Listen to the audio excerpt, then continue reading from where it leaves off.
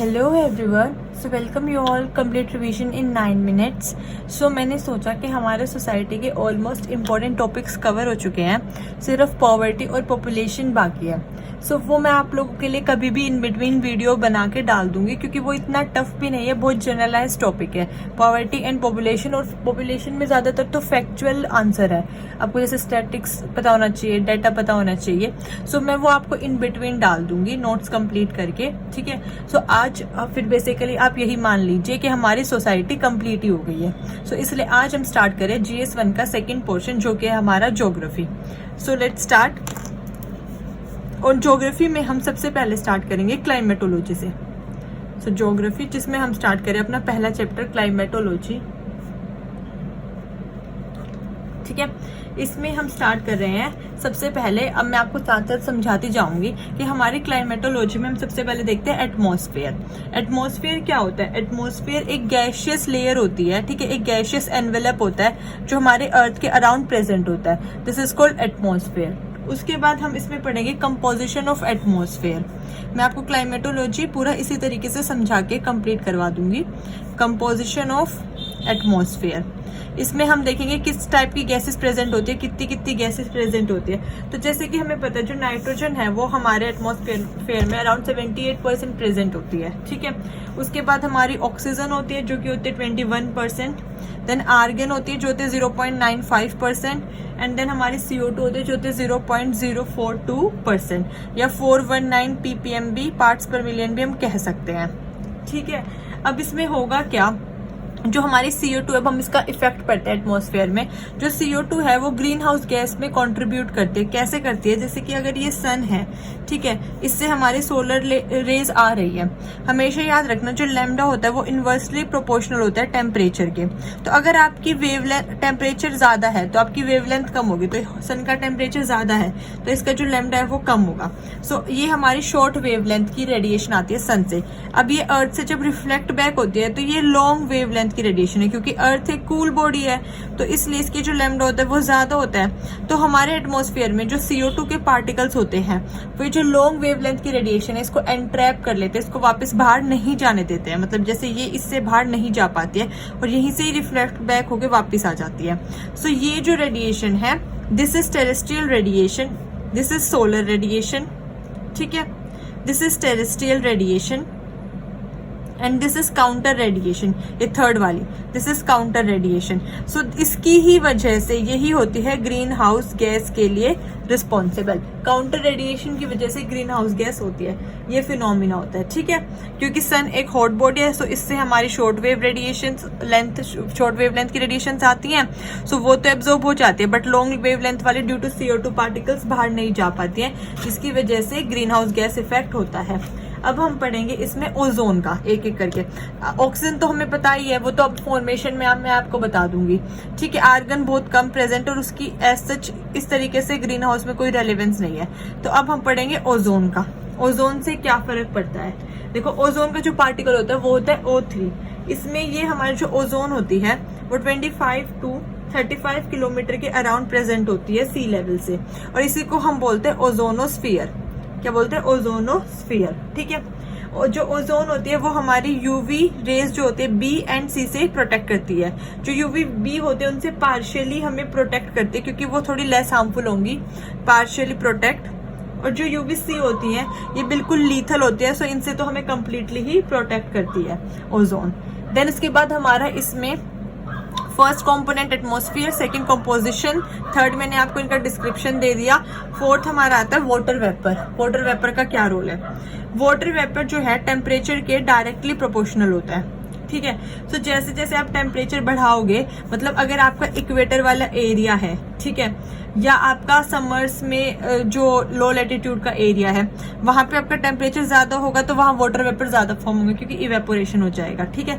पोल पे जो है आपके water vapour WV is for water vapour less होते हैं, ओके।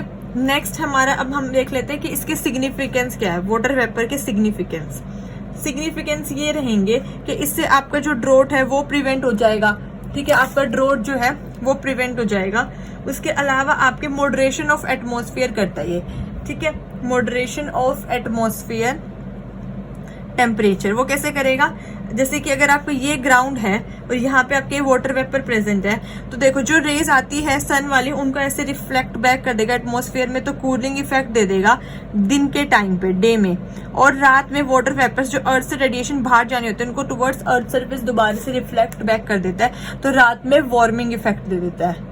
ठीक है, सो इस तरीके से ये हमें हेल्प करता है मॉडरेशन ऑफ एटमॉस्फेरिक टेम्परेचर में।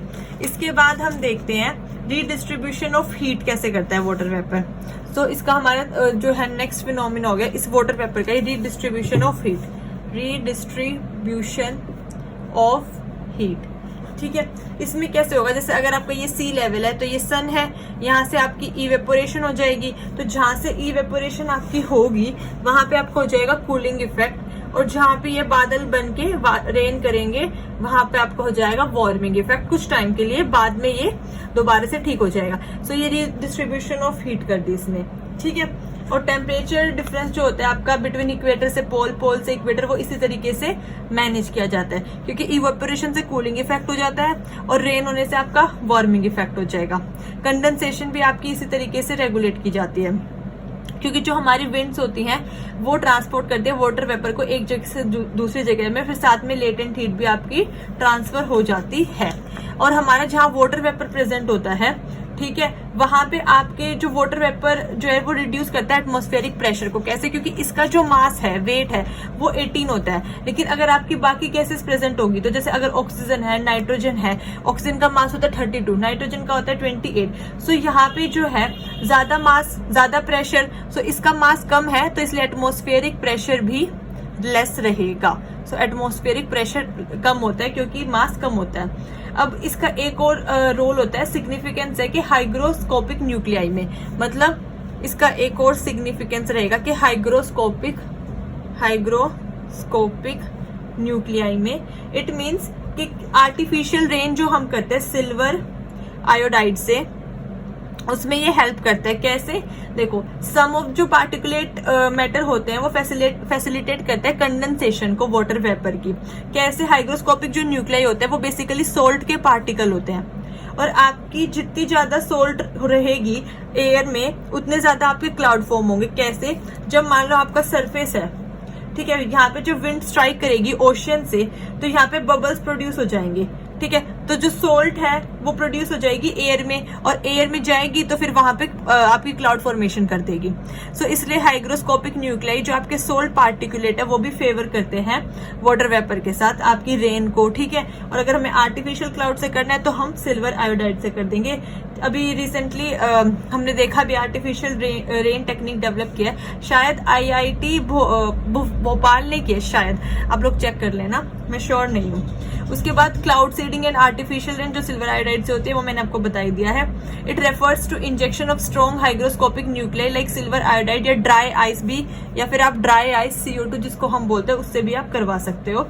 ठीक है, into the cloud in order to increase the rate of condensation, और इससे बहुत जल्दी आर्टिफिशियल रेन हो जाएगी। अब हम देख लेते हैं कंपोजिशन ऑफ एटमॉस्फेयर।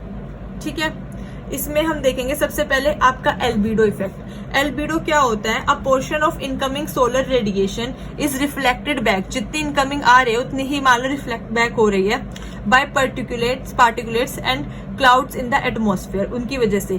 तो जो ज्यादा रिफ्लेक्ट बैक करेंगे, अगर ज्यादा आपके वाटर वेपर प्रेजेंट है एटमॉस्फेयर में, मोर प्रेजेंस ऑफ एटमॉस्फेयर, तो आपका जो एल्बिडो है वो ज्यादा हो जाएगा, बेसिकली मोर एल्बिडो, क्योंकि वो उतना ज्यादा आपका रिफ्लेक्ट बैक कर देंगे।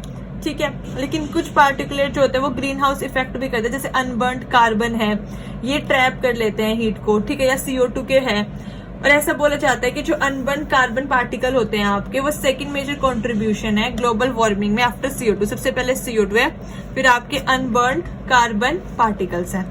ठीक है, ये हो गया। अब हम कर लेते हैं स्ट्रक्चर ऑफ एटमॉस्फेयर।